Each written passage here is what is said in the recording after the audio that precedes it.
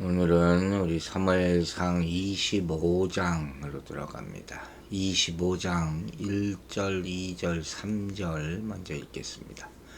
사무엘상 25장입니다. 이 사무엘이 죽음에 온 이스라엘 무리가 모여 그를 두고 슬피 울며 라마 그의 집에서 그를 장사한지라. 다윗이 일어나 바란 광야로 내려가니라. 마온에 한 사람이 있는데 그의 생업이 갈멜에 있고 심이 부하여 양이 3,000마리요 염소가 1,000마리므로 그가 갈멜에서 그의 양털을 깎고 있었으니 그 사람의 이름은 나발이요 그의 아내의 이름은 아비가일이라. 그 여자는 총명하고 용모가 아름다우나 남자는 완고하고 행실이 악하며 그는 갈렙 족속이었더라. 자, 25장은 사무엘이 죽음에 하는 말로 시작합니다. 사무엘의 시대가 끝났음을 알려주는 것이죠. 사울의 추격과 다윗의 도피가 계속되는 상황을 우리가 보고 있지 않습니까? 그 가운데서 라마나옅 사건 이후 중단되었던 사무엘에 대한 기사가 나타나는데 그것이 곧 그의 사망 소식이에요.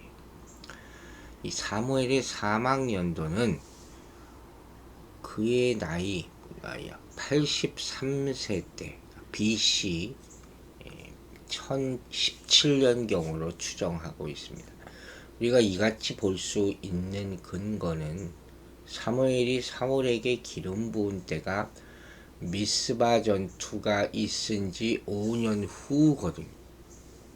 즉 사무엘이 약 50세 때인 BC 1050년경이고 그래서 사무엘의 출생 연도가 약 BC 1100년경으로 추정되기 때문이다.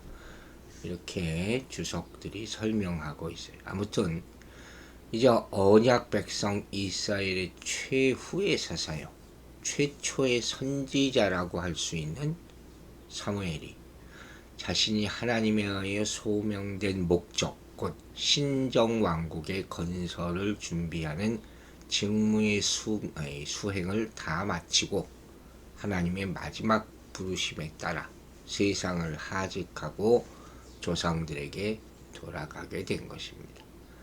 이스라엘에서 이 사람의 역할은 사실 어마어마했다고 볼 수가 있죠. 왕조의 기틀을 마련했던, 마치 조선의 건국을 도왔던 무슨 건국의 공신, 개국 공신들, 정도전이나 이런 사람들처럼 못지않는, 그것과 사실 비교할 수 없을 정도로 어마어마한 일을 한 사람이 바로 하나님의 종 사무엘이었다는 거예요. 사무엘은 안타깝게도 이스라엘의 두 번째 왕 다윗이, 하나님이 기름 부은 다윗이죠. 이 다윗이 이스라엘 왕위에 오르는 것은 보지 못했어요. 그게 제일 아마 섭섭했을 거예요.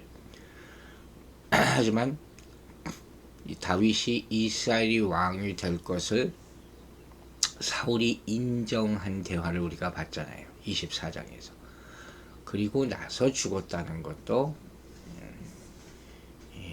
순서를 보면 의미 있다고 생각할 수가 있어요.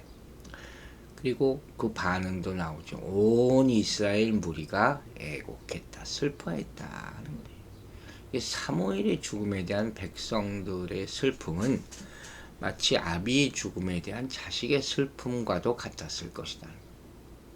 이스라엘이 정신적 지주였죠. 하나님과 통하는 신앙의 유일한 통로였으니까. 그러니까 사무엘이 죽었다는 소식은 온 이스라엘 백성들을 애통하게 만들 수 있는 그런 뉴스였던 것이죠. 이런 일이 어떻게 일어날 수 있었느냐. 사무엘이 선지자로서 먼저 탁월한 사람이었어요. 영적, 정치적으로 완전히 쇠퇴했던 이스라엘을 회복시킨 그런 큰 업적이 있죠.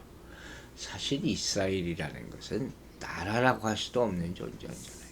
작은 그런 나라였어요. 또 사사로서 청렴결백했던 사무엘의 인품도 참 존경받았죠. 이게 정말 하나님께 쓰임 받기 위해서는 타이틀도 중요하겠지만 정말로 하나님이 제일 보시는 것 성결함이죠. 청결함, 정직함, 이것이라는 것을 볼 수가 있어요. 여기 나오는 집은 문자적 의미의 가옥 자체기보다는 가옥에 딸린 정원이나 뜰, 이걸 가리키는 말로들 해석을 합니다. 어떤 사람은 고향이라고까지 얘기하는데 그렇게 확대 해석할 필요는 없는 것 같고, 또 어떤 유대 전성을 보면 사무엘의 장지가 미스바라고 주장하기도 하는 사람도 있어요. 지리적 여건상 타당성은 없는 것으로 보입니다. 따라서 우리는 사무엘의 장지를 그가 살던 집에 딸린 정원뜰 정도로 이해하면 될 것 같아요.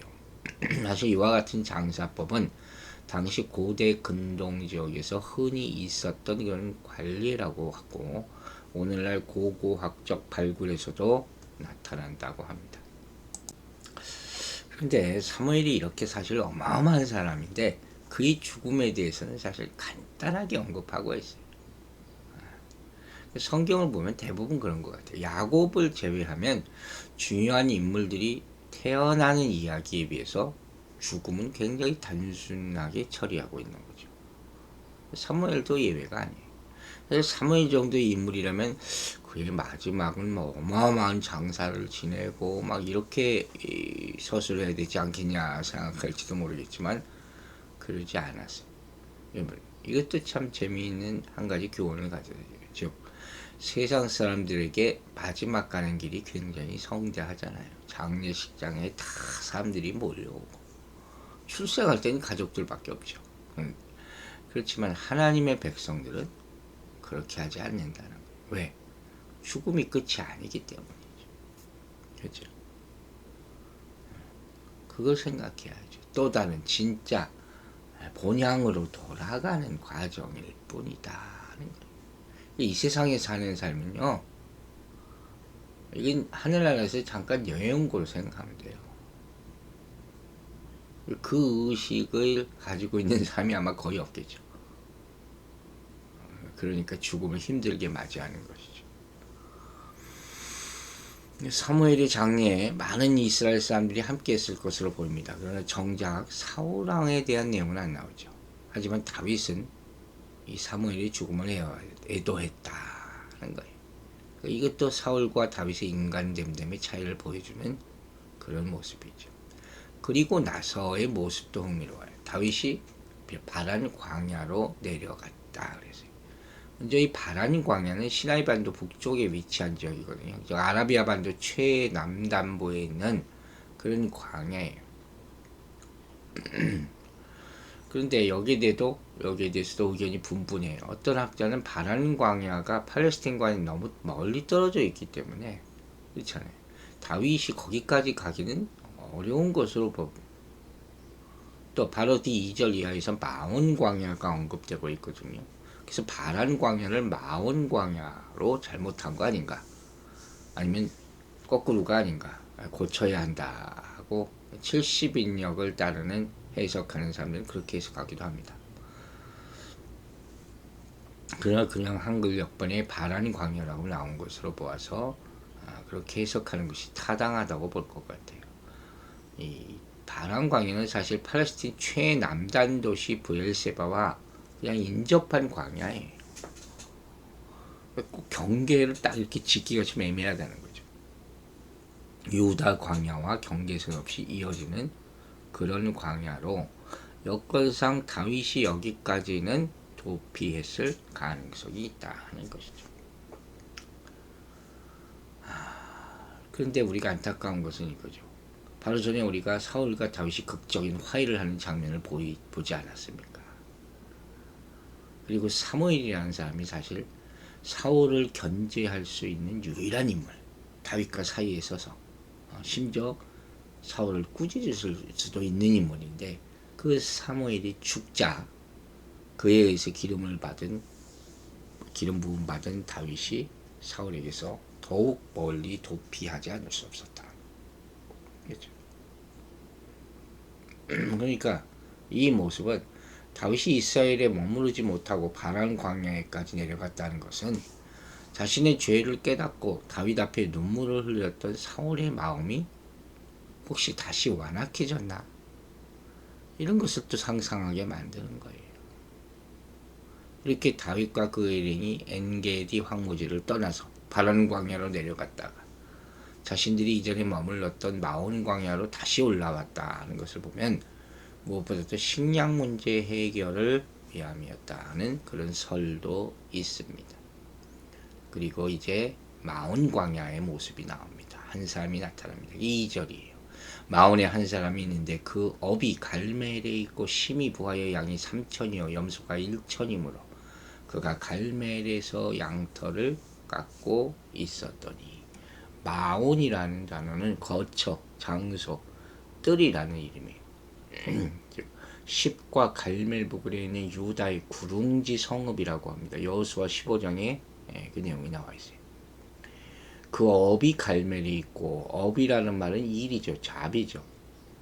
이 일하는 곳 그곳이 바로 갈멜에 있다는 거예요. 갈멜은 여러분 많이 들어봤잖아요.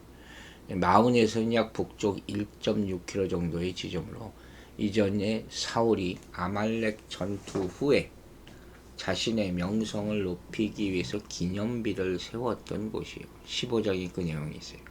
따라서 이 마을에서는 사울이 영웅이겠죠. 기념비가 있을 정도니까. 그리고 사울의 영향력 또한 굉장히 컸을 것이 분명합니다. 그런데 이 사람이 양이 3천이요 염소가 1천이다. 지금 누가 사는지 이름도 안 나왔어요. 그 전에 이미 재산 명세를 먼저 언급합니다. 이 사람이 나발이라는 사람이잖아요. 3절에 나오잖아요. 근데 이 나발이라는 이름보다 그의 부유함을 먼저 특별히 강조하고 있는 것을 보고 있어요. 이 가축, 여기서 나오는 이거 정도의 가축은 욥과는 비교가 할 수 없어요. 욥이 소유한 재산은 양이 7천, 약자가 3천 이렇게 쭉 나오는 게 그거보다는 적지만 당시 팔레스타인의 여러 가지 형편을 기준으로 한다면 엄청난 숫자였을 것이다 하는 거죠. 아무튼 이 나발이라는 사람은 많은 가축들을 마온 광야에 방목하고 있었던 것으로 보입니다. 이제 그 사람의 이름이 나오죠. 3절에. 그 사람의 이름은 나발이요. 그의 아내의 이름은 아비가일이라. 왜 그런지 아시겠어요? 왜 이름이 안 나왔는지. 나발보다 중요한 아비가일이. 그의 아내가 더 중요한 인물이기 때문에. 그 여자는 총명하고 용모가 아름다우나 남자는 완고하고 행사가 악하며 그는 갈멜 족속이었더라.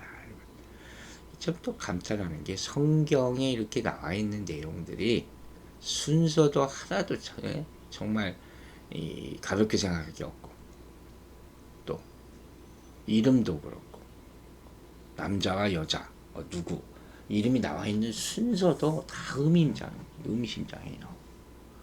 사람의 이름은 나발이요 먼저 있어요. 나발은 시들다, 바보처럼 행동하다, 어리석다, 우매하다 이런 의미를 가지고 있어요. 그의 이름이 본명이 아니라 아마 그의 성품으로부터 붙여진 별명이라일 것이다 이렇게 얘기하는 사람들이 있어요. 근데 중요한 것은 그의 아내죠. 아내의 이름은 아비가일이라. 아비가일이라는 이름의 뜻은 기쁘게 하는 자, 기쁨을 주는 자라는 뜻이에요.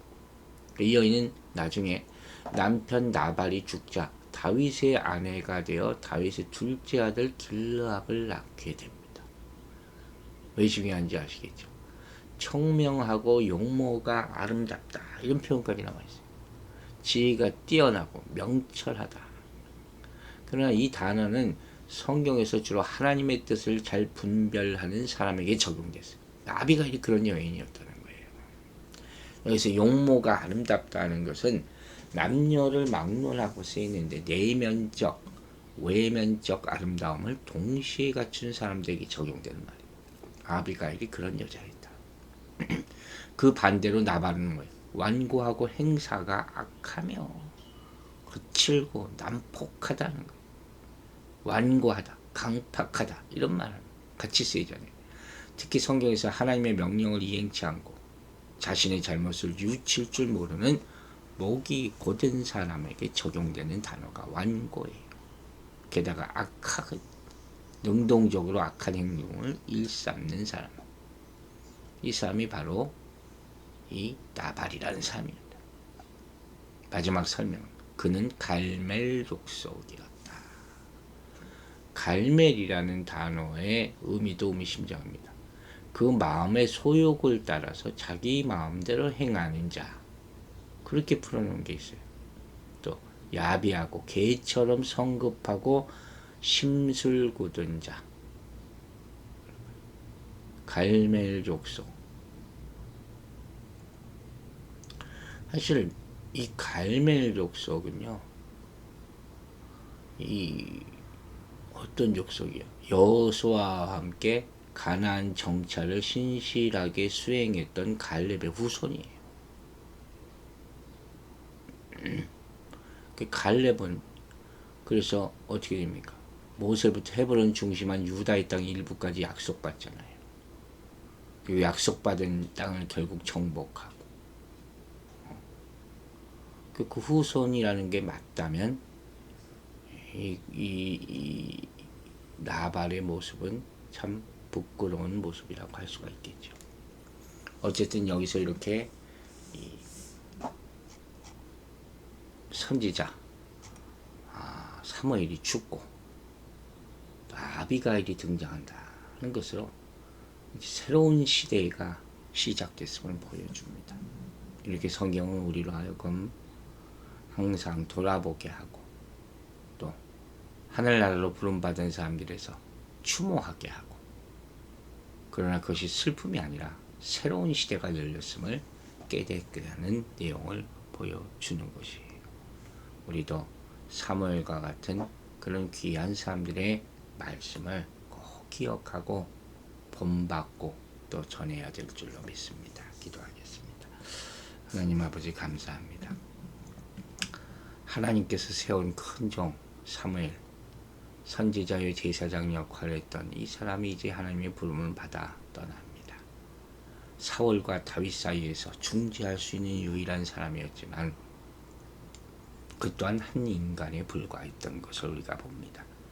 우리도 언젠가 불림 받을 터인데 그때까지 하나님의 신실한 사람으로 믿음을 잘 지키고 후손들에게 좋은 말씀을 나누는 역할을 감당하다 하늘나라로 가게 도와주시옵소서.